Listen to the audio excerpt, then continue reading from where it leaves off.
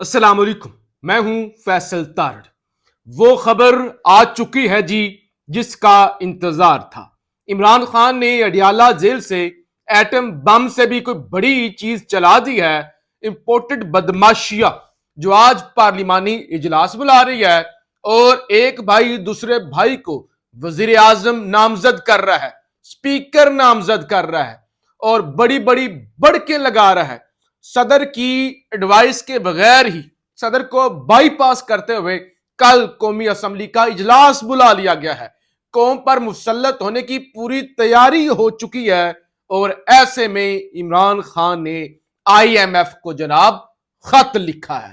یہ خط بڑا شاندار ہے اور بڑی اہم باتیں کی گئی ہیں خان کی جانب سے، اور چاہے اب اسٹیبلشمنٹ ہو چاہے حکومت ہو، بھائی جان ان کا چلنا اب ناممکن ہو چکا ہے، کیونکہ جو انکشافات آج سامنے آئے ہیں، مثال کے طور پہ بتایا گیا جی آئی ایم ایف زمان پار گیا۔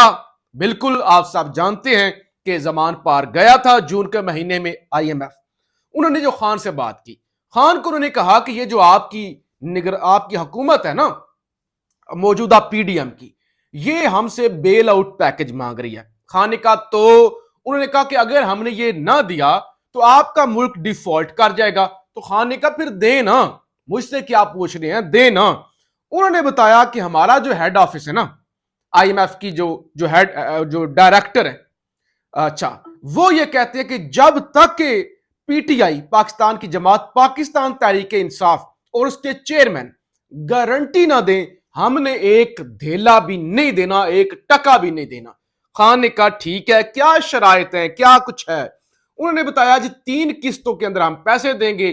پہلی قسط ہم پی ڈی ایم کو دیں گے، دوسری قسط ہم جو ہے یہ نگران حکومت کو دیں گے، تیسری قسط ہم جو ہے جس حکومت کو مینڈیٹ ملا ہوگا، جو الیکٹڈ ہوگی، اس کو ہم دیں گے۔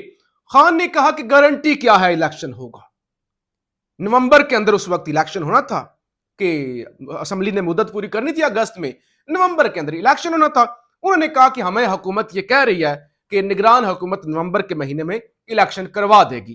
تو خان نے کہا کہ آپ گارنٹی دیتے ہیں؟ انہوں نے کہا اور ساتھ میں شرط صاف اور شفاف کی۔ انہوں نے کہا جی ہم گارنٹی دیتے ہیں، کیونکہ ہم پیسے ہی اس شرط پر دے رہے ہیں تو لہٰذا ہم گارنٹی دے سکتے ہیں کہ صاف اور شفاف الیکشن ہوگا، ضرور ہوگا، ہمارے پیسے دینے کی شرط یہ ہے۔ پھر جناب آج بتایا گیا ہے کہ نومبر کے مہینے میں آئی ایم ایف نے رابطہ کیا کہ پہلی قسط تو ہم نے دے دی تھی، دوسری قسط دینی ہے، عمران خان سے ہم نے ملنا ہے، پی ٹی آئی کی ہمیں گارنٹی چاہیے، تب جا کے ہم نے دوسری قسط دینی ہے۔ اب عمران خان جیل میں تھے اور دیگر قیادت بھی گرفتار تھی، تو لہٰذا پھر بیرسٹر گوہر نے ملاقات کی آئی ایم ایف کی ٹیم کے ساتھ۔ بیرسٹر گوہر نے گارنٹی دی اور کہا کہ ٹھیک ہے آپ ان کو پیسے دے دیں، ہم آپ کے ساتھ ہیں، ہم آپ کی شرائط کو اون کرتے ہیں۔ تو لہٰذا پھر دوسری قسط بھی دے دی گئی پاکستان کو۔ لہٰذا ان چیزوں سے بڑا واضح ہو گیا، چاہے پہلی قسط ہو چاہے دوسری قسط ہو، آئی ایم ایف نے بڑا واضح کر دیا کہ P T I Imran Khan جو کہ پاکستان کا ایک بڑا لیڈر ہے، ایک بڑی جماعت ہے، ان کی گارنٹی کے بغیر ہم نہیں دیں گے۔ تو یہ مضبوط بیس بتانے کا آپ کو مطلب یہ تھا کہ آئی ایم ایف جس کے ساتھ پورا ملک کھڑا ہوا ہے، پہلے تھا کہ پتہ نہیں کھڑا ہوا ہے یا نہیں کھڑا ہوا، کتنے لوگ کھڑے ہوئے ہیں کتنے نہیں کھڑے ہوئے، اب تو الیکشن ہو گیا نا، اب تو آپ کے پاس ایک ثبوت آ گیا نا کہ واقعی عمران خان کے ساتھ 2/3 میجورٹی ہے، پاکستان کی ایک میجورٹی عمران خان کے ساتھ کھڑی ہوئی ہے۔ تو اب خط پہ آتے ہیں۔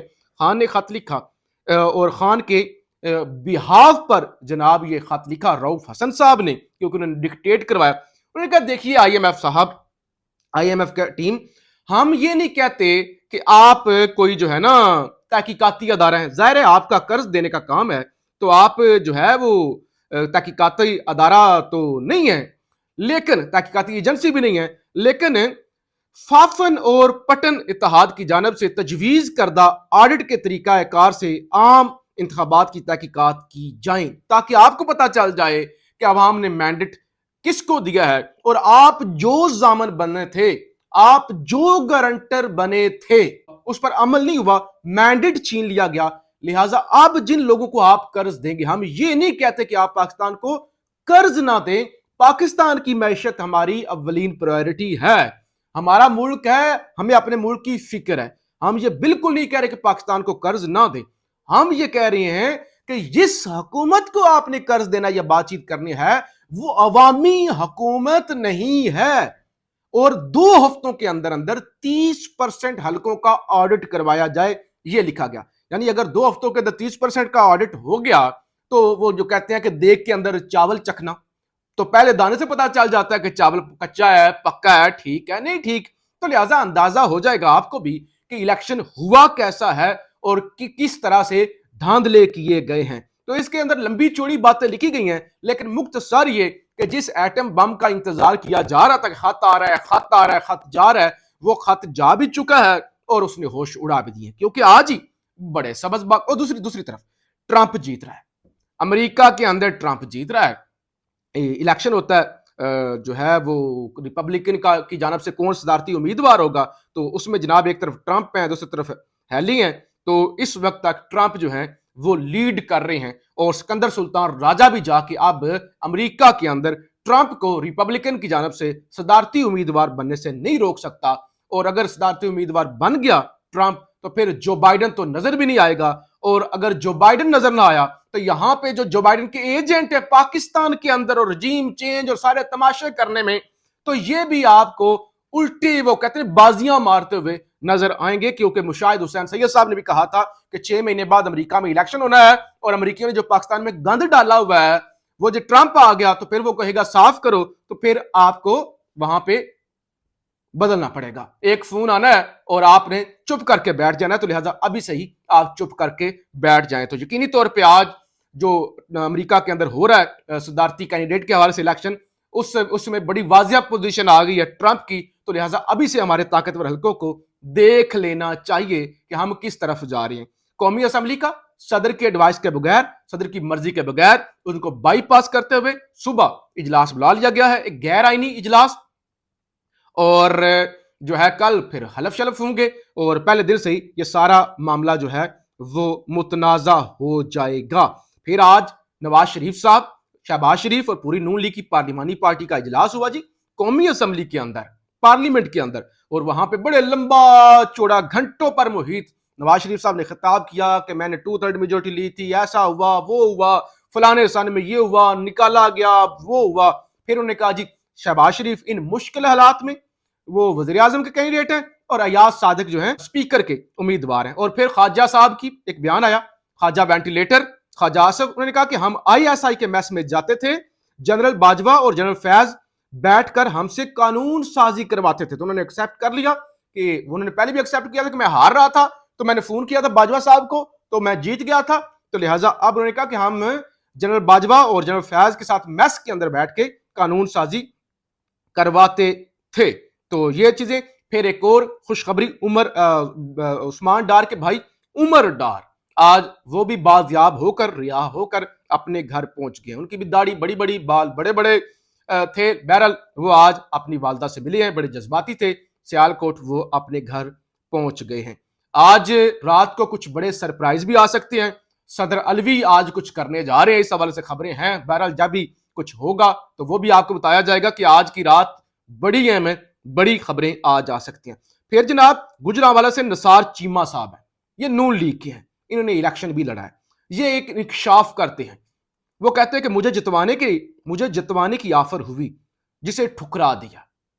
कहा मुझे जितवाने की ऑफर हुई, मैंने ठुकरा दिया। जब पार्टी का नारा वोट को इज्जत दो है तो झूठा मैंडेट कैसे लेता। मुजीबुर रहमान का मैंडेट तस्लीम ना करके हमने पाकिस्तान तोड़ा। ये NA 66 से लीगी उम्मीदवार थे निसार चीमा साहब। उन्होंने कहा कि मुझे ऑफर हुई कि हम तुम्हें जितवा देते हैं, लेकिन मैंने इनकार कर दिया। मैंने कहा कि झूठा मैंडेट मैं नहीं लूंगा, मैं मैंडेट नहीं चलाऊंगा। हमारा वादा ही वोट को इज्जत दो है, तो फिर हम ऐसा क्यों करें। अगर हम ही वोट को इज्जत नहीं देंगे तो फिर पाकिस्तान टूट जाएगा, जैसे 71 के अंदर टूट गया था। तो लिहाजा गवाहियां तो आ रही हैं, चाहे वो उधर से मुस्तफा कमाल हूं, कामरान टेसूरी हूं, कमिश्नर पिंडी हूं, ये निसार चीमा साहब हूं, लेकिन काजी साहब की आंखें नहीं खुलेंगी, काजी साहब सोए रहेंगे। काजी साहब जो है वो अवाम के जज्बात की अक्कासी नहीं करेंगे। सबसे बड़े जज, सबसे बड़े मुनसफे आला होने का हक अदा नहीं करेंगे। लेकिन यहां पर ना भी सही, यहां पर भी ये पकड़े जाएंगे। देखिए, ताकत हमेशा नहीं रहती, लेकिन जब ये अल्लाह के पास जाएंगे तो क्या इनके गिरेबानों के अंदर हाथ नहीं डाला जाएगा कि तुम मुनसफे आला थे, सादे मुनसफ भी नहीं, चीफ जस्टिस थे, तुमने क्या भंड मारा, क्या खच मारी तुमने, इतना बड़ा होता। तो बहरहाल हिसाब तो होंगे, यहां भी होंगे, आखिरत में भी होंगे। पाकिस्तान जिंदाबाद।